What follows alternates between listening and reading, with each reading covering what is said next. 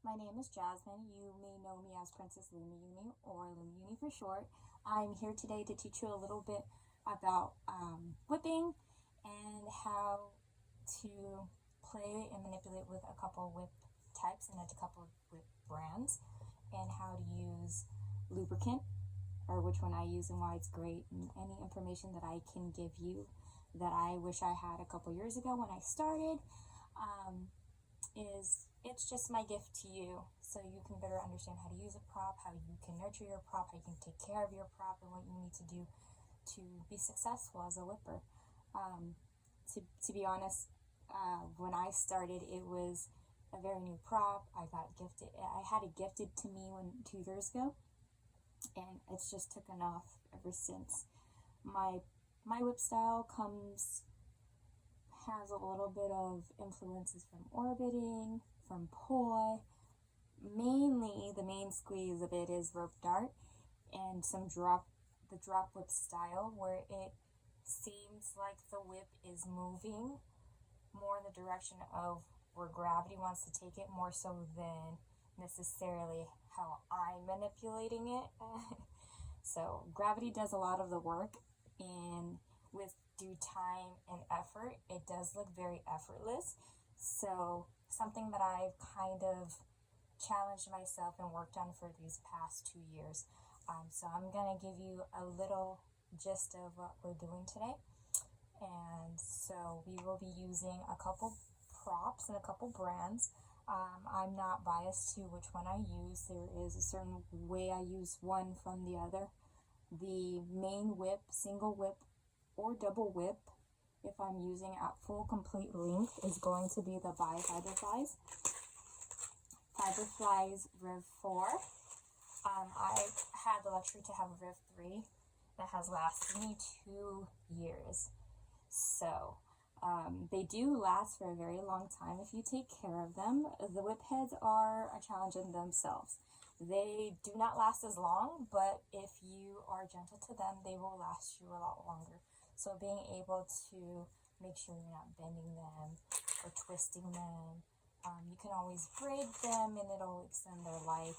You can also sleeve them, which is also my favorite. This is it very loose. This is a regular whip head, the one that comes with the actual FiberFlies when you purchase it. So this is actually a brand new Rev 4 with it completely intact, never touched until today.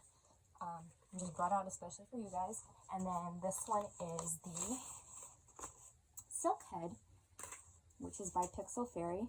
That is covering which is a very expensive, the Mega Head, with the reasoning why I have the Silk Head, the silk sleeve covering it, is because I do not want to damage my 80 head Mega Head that costs around $70. So to protect my investment, for an additional close to $30, a sleeve can go a long way, and it's great, especially for my style of that drop rope dart. It will tug, it will pull, it will create some tension in the fibers, and it will tear the fibers up. So this is an investment, but at the same time, it's protection for my fiber head. And to be honest, it's probably the best thing I've ever done.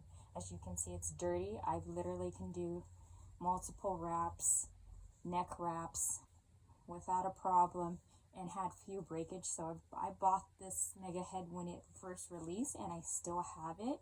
Probably lost a few fibers, but nothing too crazy where it's like, oh my god, the head is, I need to buy another one.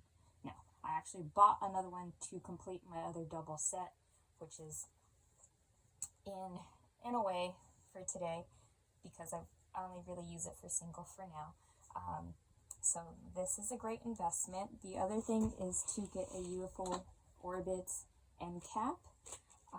This one specifically doesn't have a light. My chips are very finicky sometimes, so just be mindful that when you're playing with it, this will take most of the impact than a lot of your whip end, which is great because now you don't have to worry about damaging your head. But at the same time, it's nice because it's clear, and then you have lights that you can put in, and then it'll illuminate, and then you have different color options. So we have that, and you just literally pop that sucker on there, and you're good. You're good to go. And then with the light on, you go through here, and there's going to be like a small little button, and you turn it on. So it's actually pretty fun. If I can get my chip working, I can probably show it to you, but for right now, I think it's still out of order.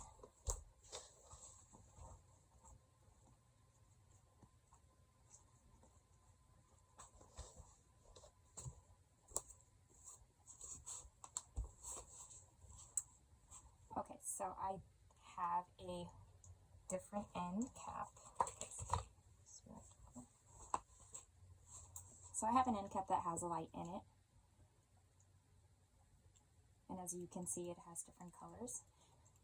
This is an atom, and the end cap is with a, you would need to purchase a light chip in order for it to be illuminated. This one is specifically an atom light chip.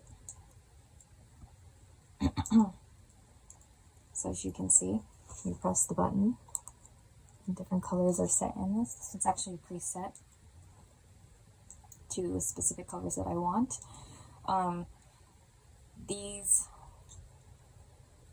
chips are designed to fit into the UFO like that, and then your opening is going to have the little clicker so you can access the chip, and which is nice, which is great because you don't have to take it off or anything like that.